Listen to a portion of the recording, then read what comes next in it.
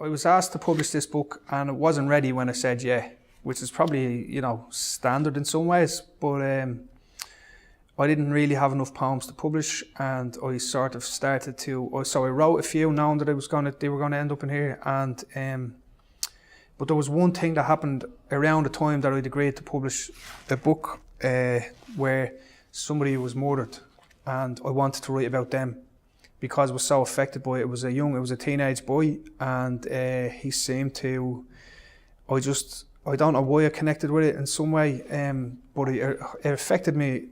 I was very strongly affected by it.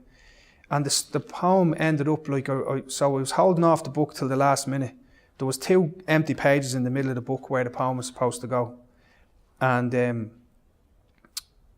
I wrote the poem. I worked really hard on it, and it was a really tightly shaped poem. 8 stanzas of 8 lines. And really tight kind of rhythm to the poem, and like it was very structured, and it was horrible. Like it was just an absolute downer. It was like there was this beautiful young man and he died, and it was like I wasn't giving the reader anything in it, and I wasn't doing justice to this man. I was like kind of just doing what had been done to him again, and I felt like I was capitalising it in some weird way, capitalising from it. So I said to them, like with a week to go, or the day before it was getting sent to the printer, I said, you're going to have to just take that poem out because it's too bad.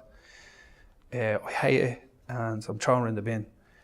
And he said, you can't do that, there's 2 empty pages in the middle of the book. So I says, well, I'll try and put something else in, or I'll have a think about it. And the whole time when I was trying to write about it, I'd been listening to Last Post by Carl Duffy about a World War I soldier who rises up in no man's land and goes back home.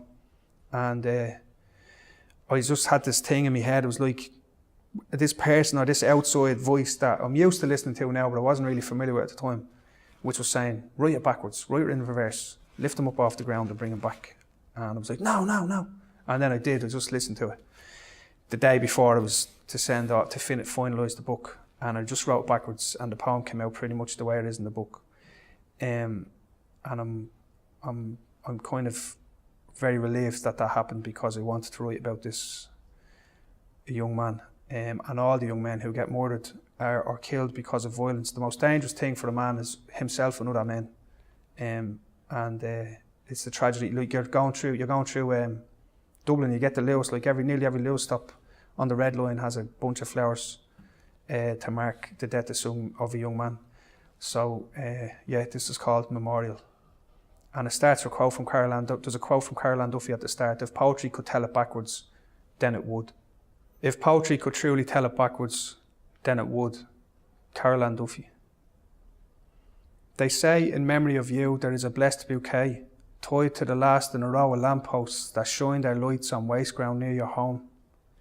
The flowers go from wilted to vibrant before being untied slowly and taken down by your mother, who walks backwards into town.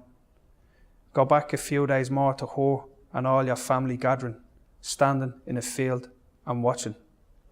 You're removed from plastic, eyes closed, you're slid into a drainage ditch where, from dawn to when the cowslip closes to midnight and beyond, heat creeps from the grass into your body.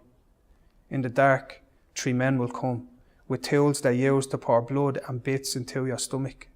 While you rise up and scream, they watch the muck and grass leaving your 3-stripe tracksuit. They suck the pain and damage from your bruises with their fists and turn it into angry shouts they swallow, while their tools are quietly hidden in their pockets. Together, you all run back in time, past the lampposts, into a garden, the weeds all crooked and unkempt, shrinking back from them, before they skip in through the back door, returning to the shadows of a house filled with your friends, young, good-looking boys and girls, music and a party starting as soon as you step in.